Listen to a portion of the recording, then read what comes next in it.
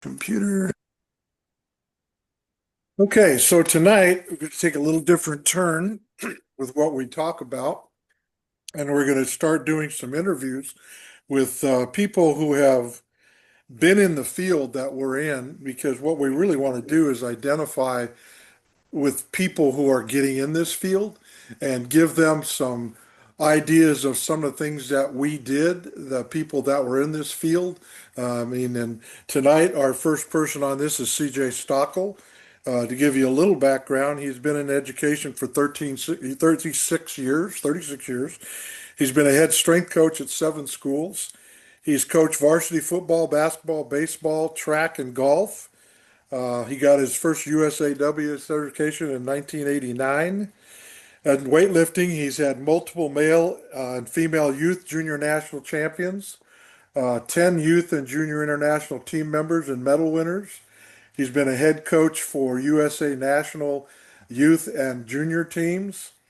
He has been the meet director for USA weightlifting in 2003 American Open, the 2008 Olympic trials, and the youth national championships in 2009, 11, and 17.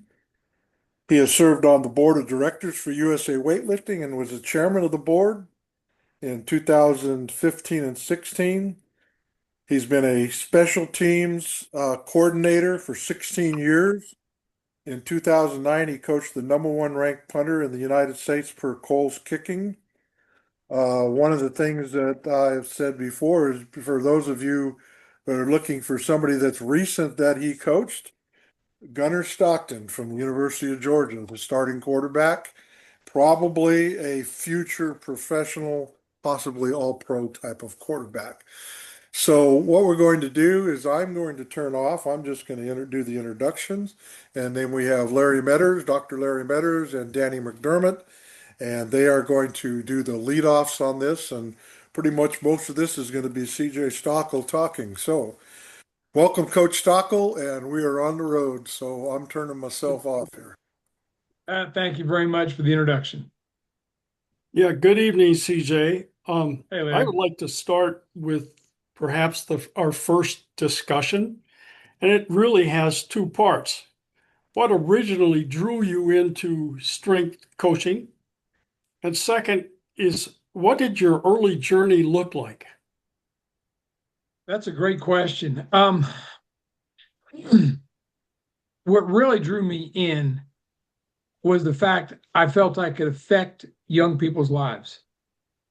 And I was first a PE teacher at an elementary school because you want to get your foot in the door. And then I was at a middle school. But while I was at that middle school, I was coaching high school, Berkmore High School. And I had an English teacher there who was working in the weight room too. His name was Cat Ford. And Cat said to me one day, I have to work 8 hours a day before I get to do what I want to do. Now, he was an excellent language arts English teacher, but I've never forgotten what he said because it motivated me. I thought, you know what? I want to be in the weight room. I don't want to work 8 hours before I get to do what I want to do. So I actually would leave the position I was at there, as crazy as it was, and went back and taught elementary school for one more year um, for different reasons. But I was the varsity girls basketball coach at Monticello High School, Jasper County, actually, is what they call it.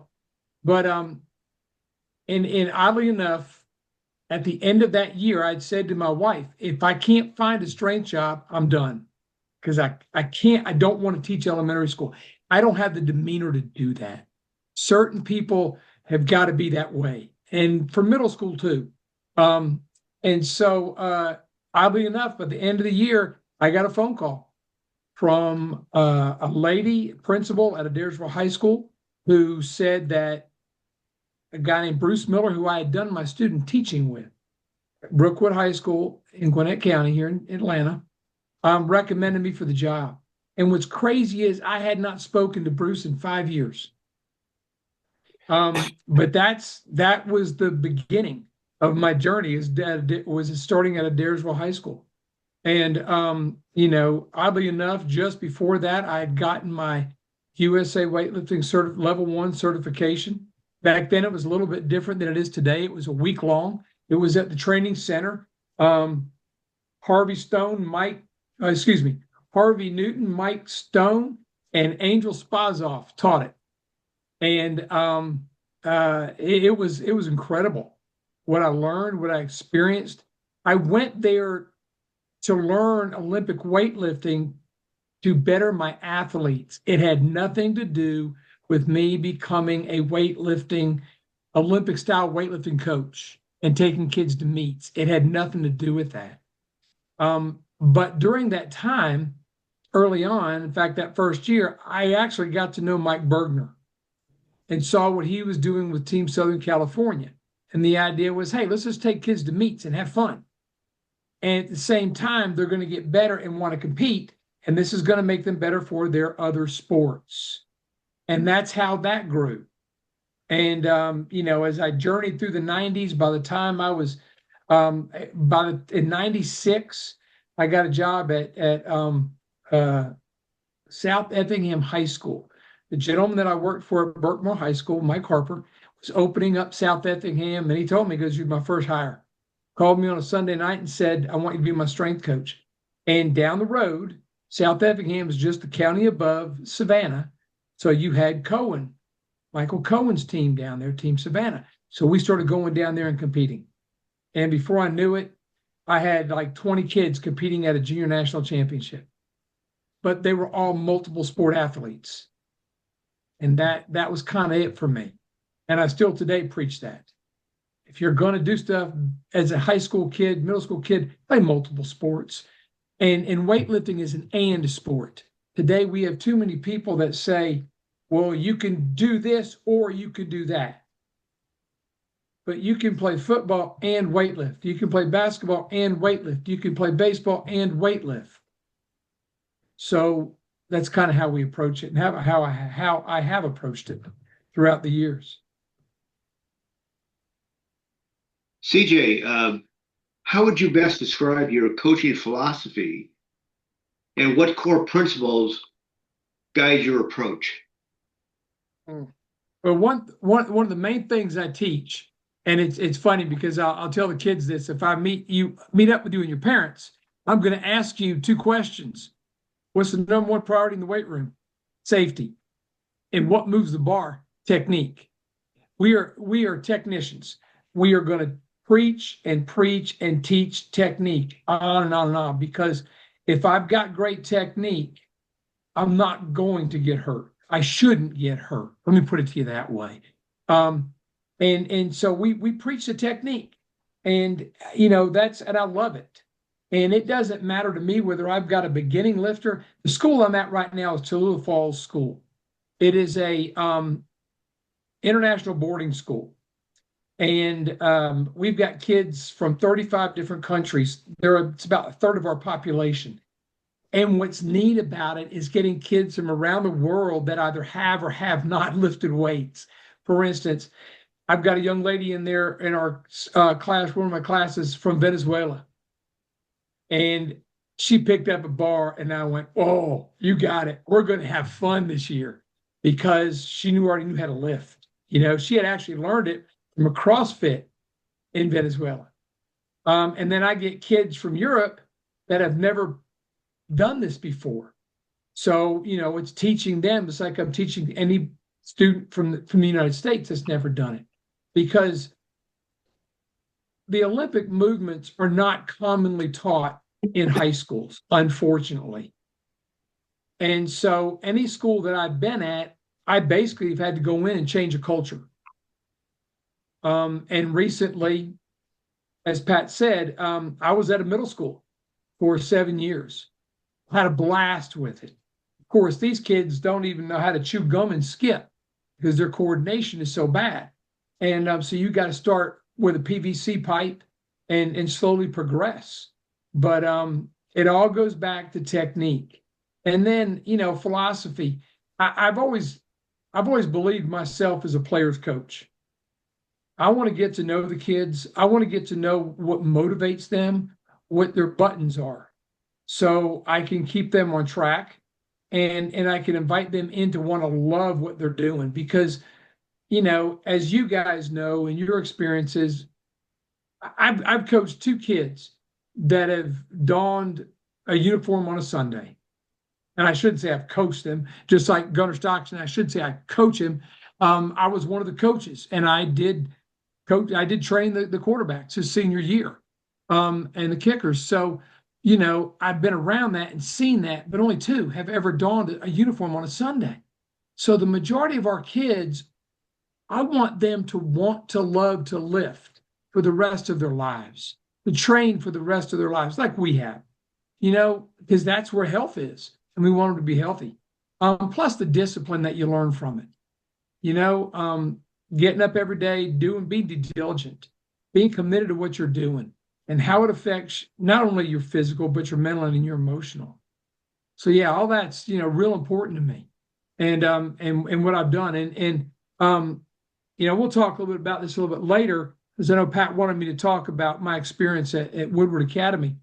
But the other day I went in, I was down there for another totally different reason, stopped by the weight room, saw Ty McCard, who took over after I left in 2004 and has been there ever since. And on the wall, he's got record boards. Well, you guys know anytime you walk in a gym you've been at and the record boards are up there and you still see some guys' names that you taught, that kind of gets you fired up, And Pat, one I know you know real well, Chandler Alford. He had the 330 clean record, and it just got broken just this year. So that thing's been up there since probably 2004. 22, 23 years, that record's on the board. And that's pretty cool. There are several others up there. And that kind of fires you up, when you see something like that. Any comments about Travis Cooper? No, Travis was not at that school. Story about Travis. In fact, I had left Woodward to go to work for Velocity Sports Performance. I wanted to find out what it was like in the private world. I'd been in education the whole time and had an opportunity, and they were opening it up not far from my house. So I said, hey, I'm going to give this a try. So we were going to develop a weightlifting team out of this center. And one of the guys Travis had come in to train for, I guess, 4-6 weeks before his wrestling season was going to start. And he was doing something with the bar, and one of the coaches grabbed him and said, come here, you got to see this kid. So he took me over there, and I watched him move the bar a little bit, do it clean. And I walked over and I said, what do you do? He said, well, I wrestle. I said, okay. When you're done with your wrestling season, come back and see me. I'm going to show you what you're going to do the rest of your life. I mean, who knows? That's what I saw. That was in 2004, 2005, 22 years later, I don't know how long. This is what he's doing. And to be able to see that, and you guys know what I'm saying, when you see somebody with a bar and they move it a certain way, you go, okay, they got the it factor. They've got something here. Of course, you got to have that desire to want to work, because, weightlifting is WORK. It's work all the time. And he's been a pleasure. Still talk to him. Seeing him now with his children and him being a dad and just a wonderful young man, and a great leader. Hey, John, I'll break real quick. Tell him that story you told me last week or so about Travis and that video and the things he said. Oh yeah, he just put a video out. He again, leadership. He puts videos out about experiences. People call or write him and say, "Hey, tell me an experience." Or this one was about what was the best meet you ever watched, and he talks about the very first junior national championship we went to. It was in Minnesota. He said it was so neat because it was in a hotel atrium. This is where he watched it. He didn't talk about the skating rink years later that we all went to. But after he goes, I was my first meet. So it was a great experience, and I did pretty good. He said, but then the very following one, I guess was 85 or 94, he said, I got to watch Norik Vardanian, Paul Andrews, I believe it was, Kendrick Ferris, and what's his name from Hawaii?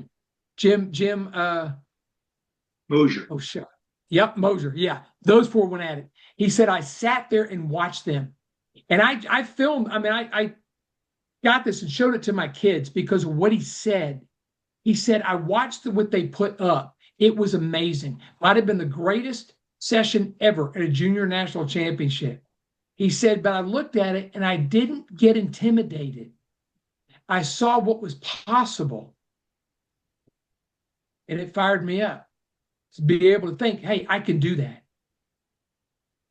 And that's, again, and I talked to my kids about it because it could have been easy to sit there and go, oh my God, I will never be able to do that. Instead, he sat there going, I think I can do that. And went after it and has done. He's lifted in numerous world championships. Every time now as a Masters, he picks up the bar, he's setting a national record, just an amazing young man. And his work ethic, and then what he does off. Because if I'm not mistaken, I believe he's got 2 degrees from Georgia Tech. Just a wonderful young man. Well, let me bring up something else now, CJ. How do you incorporate the Olympic lifts into your program, and what benefits do you see for developing athletes? Great question. Hang on a second, 1 second. Great question. We years ago, when I started doing this, I always understood that I want my Olympic lifts to be the very first things we do in a workout. Okay. So I went back to the way that we were taught it in by USA weightlifting, in the periodization and how to progress, the progressions. And so, the very first, depending on what I'm doing at the middle school, we started with PVC pipe. Then we went to aluminum bars. And then eventually we got to a little heavier bars. And eventually we got to, 35-pound bars and 45-pound bars. 35 for the girls and the kids, boys 12 and under. And so we went that way, and I would teach the progressions. The way I set it up in the middle school was the first semester. I only had 7th and 8th grade, 2 years. So I set it up in quarters. The first semester was learning the movements with an element, whether it be a PVC pipe or it be a bar. And hopefully by the end we're there.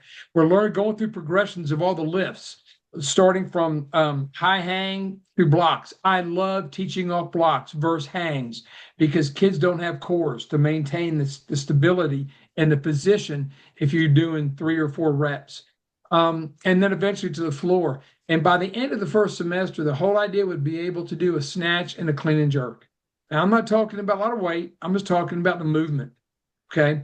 Second semester, we pick it up a little bit more. We review and we teach it. By the time we get to the 8th grade fall semester, we're pretty much doing all the movements now. So it's taken us almost a full year to get this down. And then by the end of their 8th grade year, maybe we've got them in a meet. Maybe we've done some competing. But really the whole idea is to prepare them for the high school. And that's why Lee Shaw brought me up to Rabun County, was to get those kids ready to compete, because Rabun's a small school, and every year we would have a few freshmen having to play varsity football.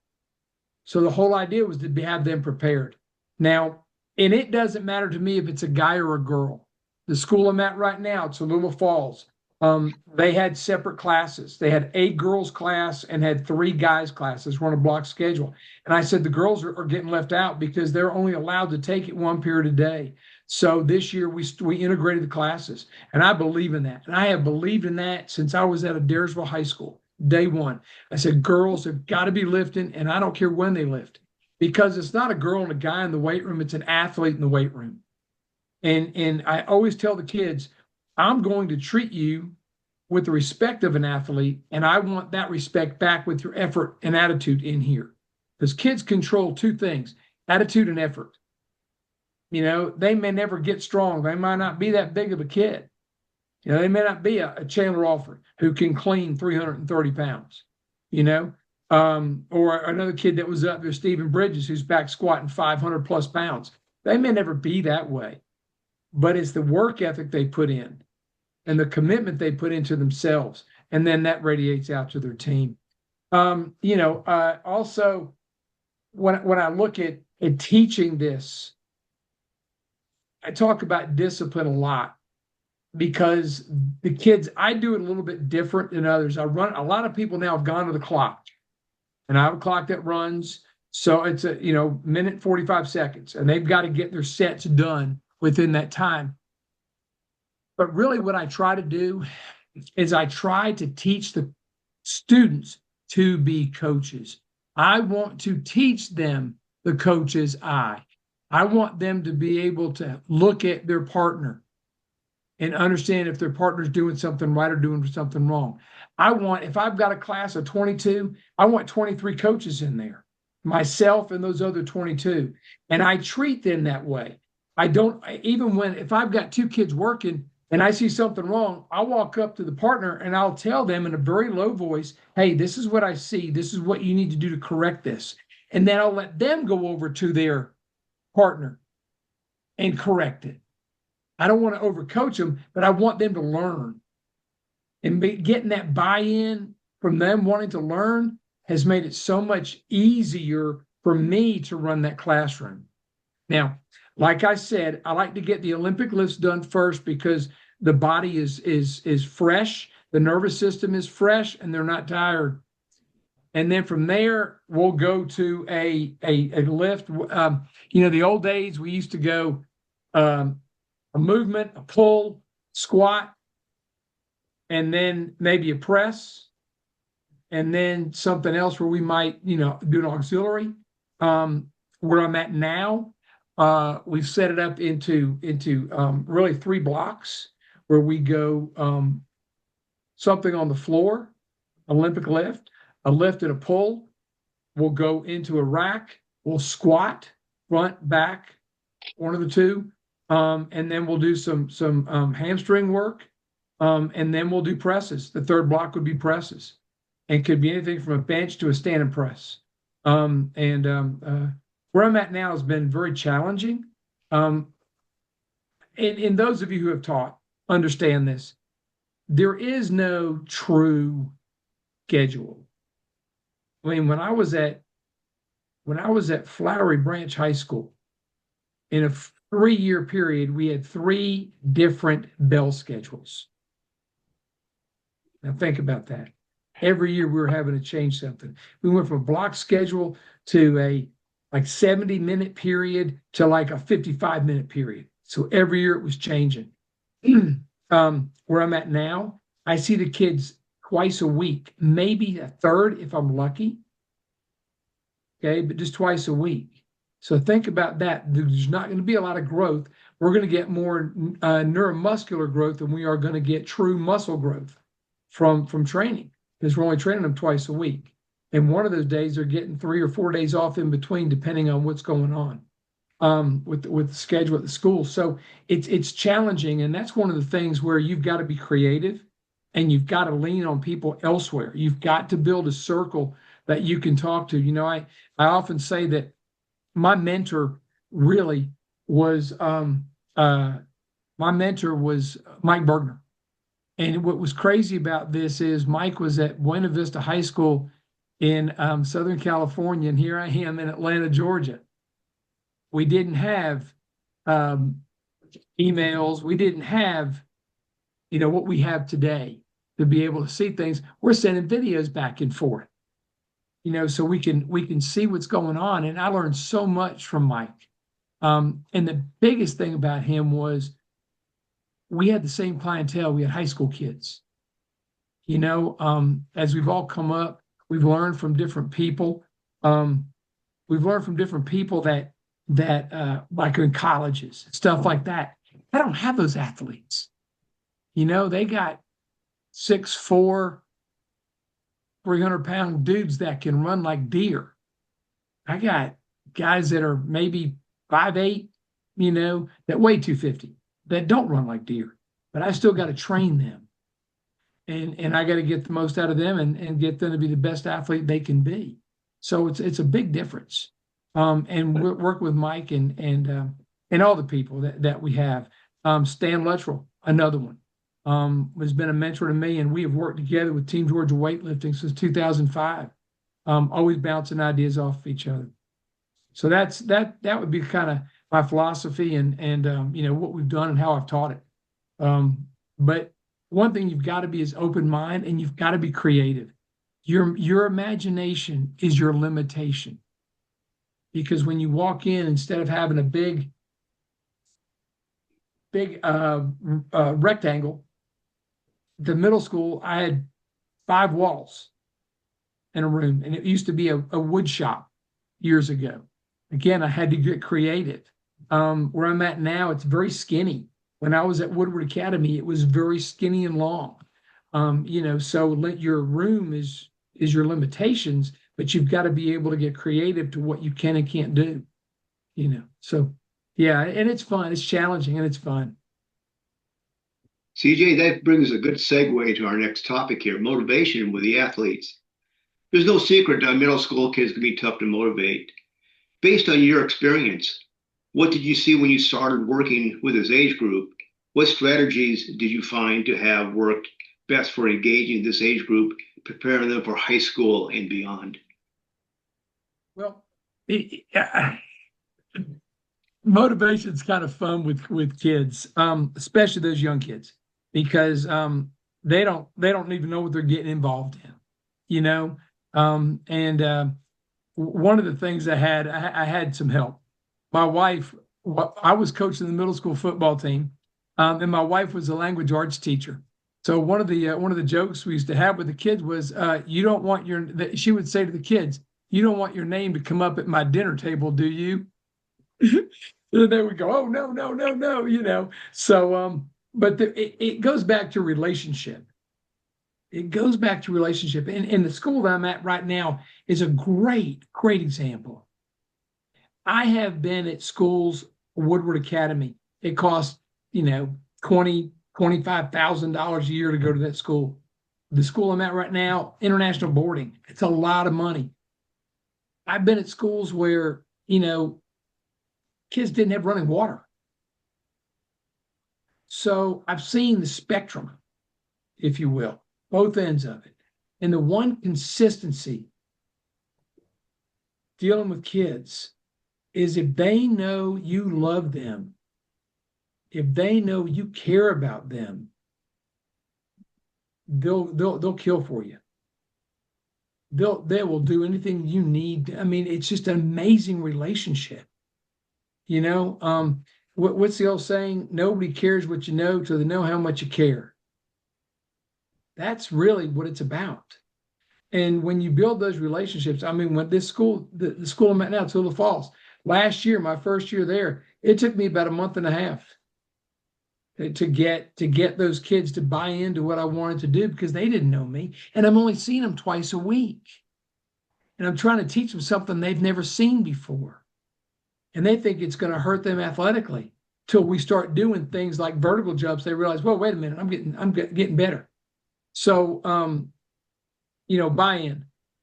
This year we've got the basketball coach, Coach Coleman.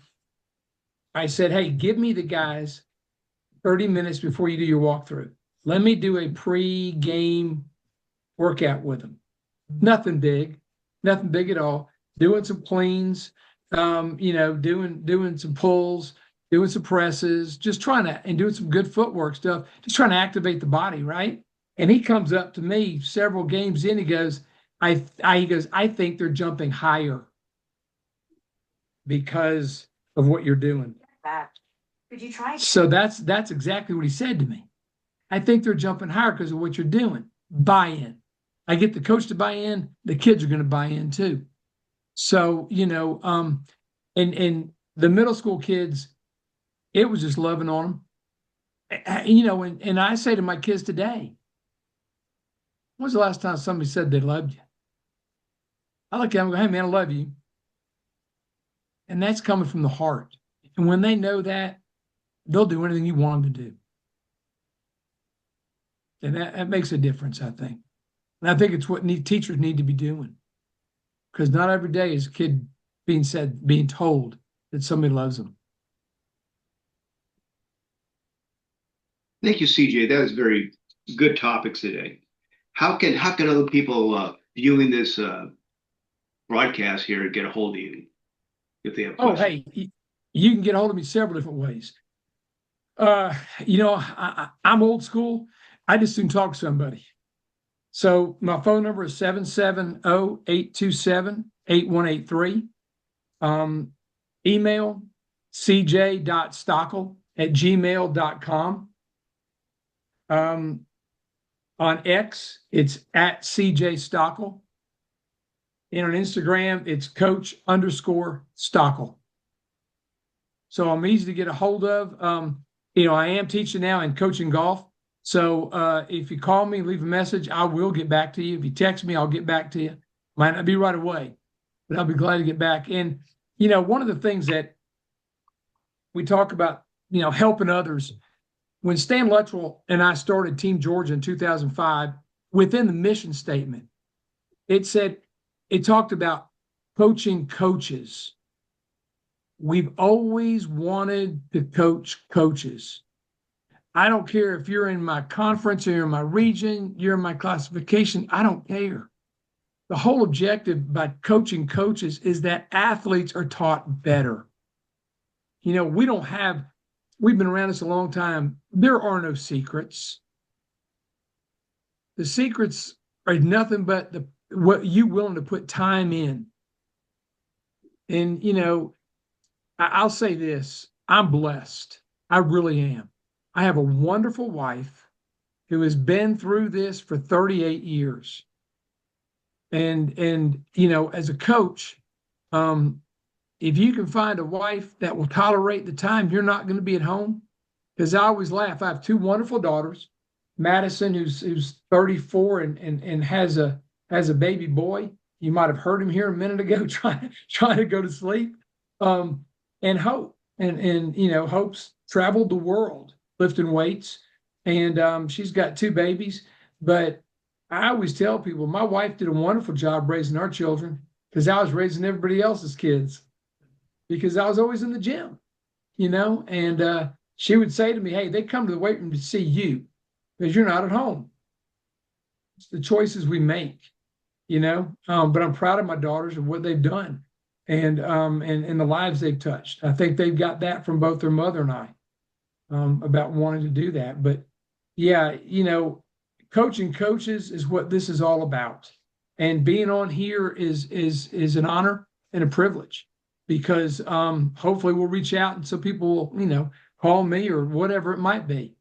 But we're always here to help and help grow coaches so they can train the athletes better. Thank you. Absolutely. Absolutely. We have a little time, so I have a couple follow-ups here because it's something you brought up. There's two things that seem to come up a lot lately. One of them is core strength and speed. The other one seems to be data and technology. What, where do those come? And I know this is a weird question off the wall, but I know I get the question all the time. So what would you say about those things? Core and speed, and then technology. Well, the thing about speed is if you're slow, you're probably not playing. I tell my kids this when we warm up and we do speed work. If you're slow and you're playing, your team's probably not very good. So speed is relevant. And in fact, Grant and I, Rufus and I talk about this often about strength being relative. I've had kids that could squat 600 pounds plus. I had kids that could clean and jerk 350 at Flowery Branch. Excuse me. I've had a lot of strong kids, but point is, today there are things being said that if you're squatting greater than 2.5 times your body weight, you're not going to get any faster. You could actually get slower. That's where the data is giving us information. Now, I think a lot of it goes back to, who you're training. When we were at Velocity, we had this slogan: we can improve your 40 2/10 of a second. Well, crap, for most people, that's just the start. If we teach you how to start, you're going to get that much faster. And we knew that. We were taught that by Lauren Seagrave. And, but speed is relevant to the game. You got to be fast. I don't care who you are. I used to, special teams, I wanted a center fielder, believe this or not. I looked for a center fielder to be my long snapper. Why? Number one, they knew how to throw, and number two, they knew how to run. So if I could get somebody, and nobody covers the stinking center, so he's free reign down the field. I wanted somebody fast and somebody with good range of motion with throwing. So, Nick Saban said this recently. I saw a clip where he was talking about he first wanted track athletes as his receivers. Then he said, nope, I want baseball players. They can adjust to a ball in the air. Sprinters just can't do that. So I think you go back to looking for a multiple sport athlete, but speed's the name of the game. And then core, too many people think core is just the abs. Well, we know core is a belt all the way around. I don't even want my kids, this is going to sound crazy, but I don't even want my kids wearing a belt when they squat unless we're doing, 90% plus. Because if you're doing that, you're shutting it down. And I want them to have to fire that core. We're teaching them how to breathe right, how to hold that core in while they're doing it. You guys have seen this for years. Weightlifters do what when they go to lift? They open their mouth up and they squeeze their core. So that's what we're trying to get them to do. And when people do snatches, oftentimes they can't wear a belt. Why? Because when they come through, they're going to hit the belt. But anything, I like to say, anytime an element is raised above the equator, which is your navel, that core is going to be contracted. It better be, because you better be firing to stabilize. So I think the core is important, and I think it's important in running too. But speed's the name of the game. It just is. In fact, at the school that I'm at right now, we do not have a football team. We do not have a wrestling team. So what sport do we press in? We really don't. Now, am I not going to bench press? Yes, we're going to bench press. It's a triple. It's a multi-muscle, multi-joint movement, explosive in nature. Boom, because we're going to try to work the speed up. This again goes back to technology. Trying to test the speed going up versus the eccentric coming down, the concentric popping up fast, because that's what you got to have is fast hands, fast arms. Especially whatever sports you might be playing. I'm thinking football, but I think it's relative in that sense. I think, though, the other thing about statistics, about testing, and I think they're using this, if I might be mistaken, but I believe they're doing this in Feed the Cats when they're publishing. They record it, they do it, they record it, and they publish it.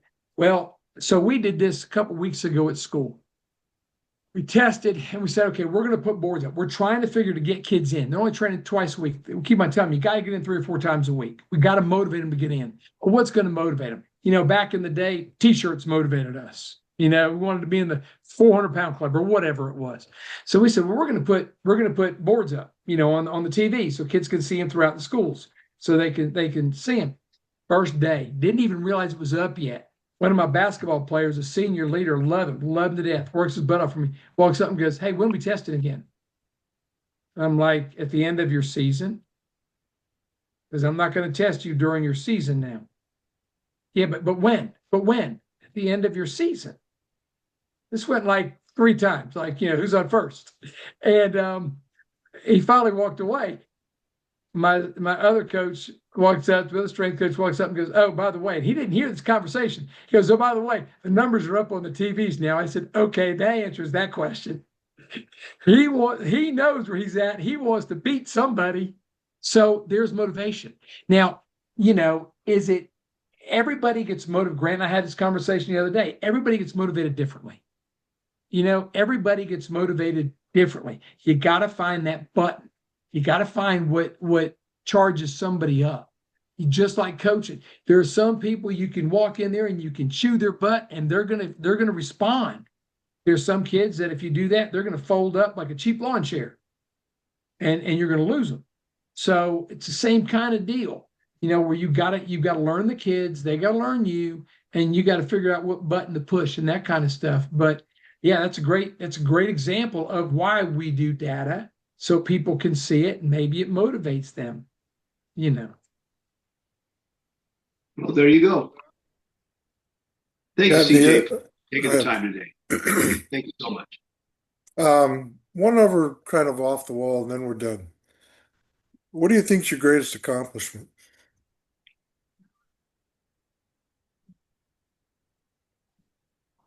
In work and education, my greatest accomplishment is probably being married 38 years because I've got a wonderful wife who has put up with me and tolerated me. That's probably it. And my two daughters and where they're at. That, I've always believed it. I haven't practiced it all the time. Family first. But yeah, that's probably my greatest accomplishment. I tell you one of the neatest things that happened to me, and it was a dream. I got to carry the Olympic torch twice. And not even having to do with weightlifting, but my dream has always been about to be around the Olympic world. In 1976, I'll never forget Franz Klammer coming down and winning the gold medal. I've always loved the Winter Olympics. I always wanted to be a part of it. Of course, I grew up in Atlanta, Georgia. We got winter now this week, but other than that, we don't have winter, And I was nominated by my sister as a Coca-Cola community hero for all the work I'd done with weightlifting and things and stuff like that. And being able to represent, being able to carry that torch, and I had ever really achieved, So yeah, that was it was just something out there, and being able to represent that was one of the coolest things I've ever done. And I could go on, all the kids I got to coach and see them travel the world, and Jenny Arthur, Stan coached her at Chesty High School. She was part of Team Georgia weightlifting, an Olympian in 2016. Holy cow, who would have thought that? And then I could talk on this forever. It's just, a kid had a sophomore beat Champ Bailey who was a senior in the long jump, 24 feet. Things like that. But I didn't do it. They did. I just stood there and watched them, helped them get there. Drove the bus. They got off the bus and went and did it. You talk about being married for 38 years. My wife and I have been married 50 years this in December, and she always says we've only been married 25. That's why we're surviving, because we've only been married half that time, because I'm never there. Well, The other thank one I you. thought was I appreciate y'all having me great. on. I really do. And gentlemen, it's been an honor and a pleasure and a privilege to be a part of this. Well, we want you to Thank you, remain CJ. a lot of part of it and even be part of doing more of these. And I really want you to get a hold of Stan. I'll get a hold of Grant. And we're going to put people like that up here that we want to give people an idea of the people that have actually been in the trenches and what they've had to do. And we're not just giving them data or research, we're giving them real life experiences that we've all had. So that's really, really important. So unless Larry or Danny has anything else, I just want to say thank you very, very much for being on here. And we'll look forward to more conversations from now on. Gentlemen, you got anything? I'm Thank good. you, CJ. Thank you, CJ. I'm good. Thank All you, right. Thank you, guys. TJ. Thank you again very much. We'll talk soon. Okay.